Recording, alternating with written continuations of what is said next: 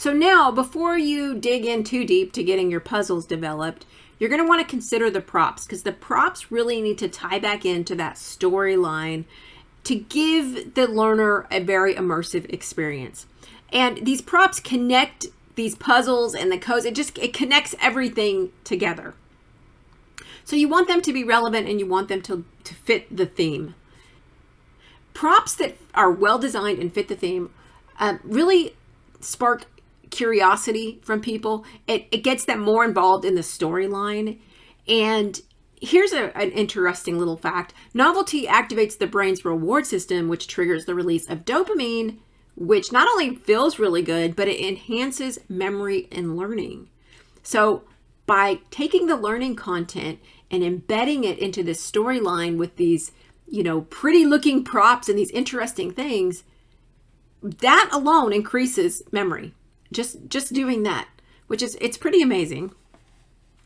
Here are some common props that you can use.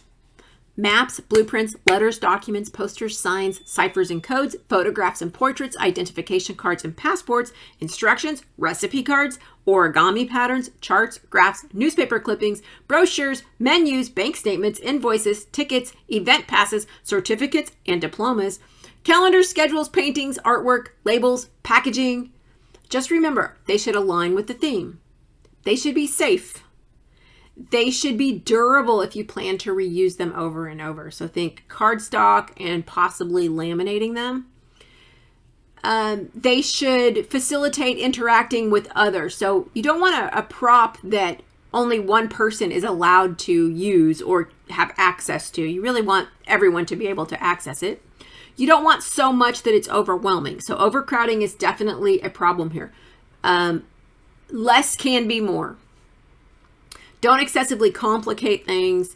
And, if you're going to reuse these over and over, you're going to have to maintain them and make sure that all the parts are there in the escape room every time that you play the escape room. Now, once you have that, you can really start mapping out the escape room, which you've probably at this point, if you're like me, you've already made many lists and already done some mapping. But once I really start to get stuff pulled together, then I map it out. And that's where I find where I'm lacking and what I still need to do. And so I build little maps like this. Sometimes they get extremely complicated. This is actually a very simple one. And then I also make a list of my props as well, if I have any. Let me go in and show you this course here and how it turned out. So the McKinsey 7, to jump down. Remember, you get the McKinsey 7 free. It's one of the 5 escape rooms you get if you buy the book. Okay, so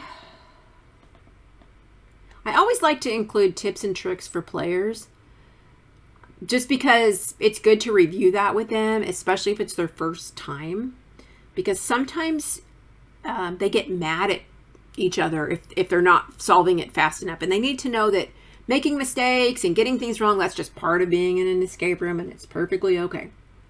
Okay, so we have our introduction. I have the paper airplane instructions, and then here's the McKinsey 7S model of change, which I have some letters highlighted on there. And you might think to yourself, well, yeah, what's the point of the model of change when all they have to do is pull the letters? They don't actually have to read the model of change, but the brain does. So even though they only need the letters, their human brain gonna read these every time it looks at it. It's gonna read through the model of change. So it's actually getting into their brain, whether they know it or not. And then I have the newsletter. And then I've decided to create these little file folders that are numbered, so they know which order to put them in. And then they've got to match them up to the definitions. So this is, I want them to review the definitions. And so they're going to match those up, and that's how they're going to get this code. And I'll show you where the code goes here in just a minute. Then I have these examples. And remember, ChatGPT gave me most of this. I didn't take time writing this. I just told ChatGPT what I wanted, and they created the content, and then I just designed it in here. So these are 3 scenarios of companies that have some things right and some things wrong. And the goal is they've got to identify the things that are right and the things that are wrong. And that's going to actually give them a number code. And then they have, then they go to the McKinsey 7 Sterling company, Sterling Enterprises. This is their current state. So these are the analysis of the 7 S's. And they have to then align them onto this map to get a code, which, you know, that probably doesn't make sense to you right now, but you will as we go through this.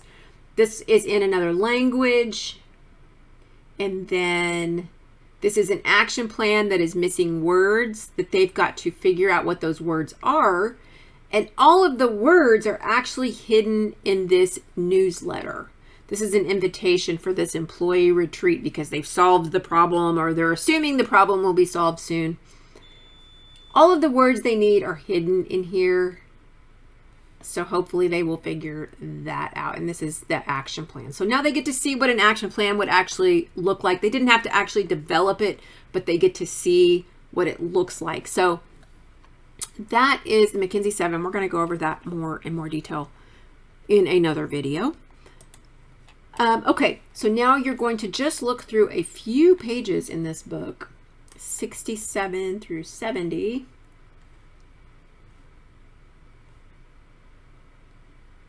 Which is just about some props and some do's and don'ts about the props, which I've already actually covered most of that in this video.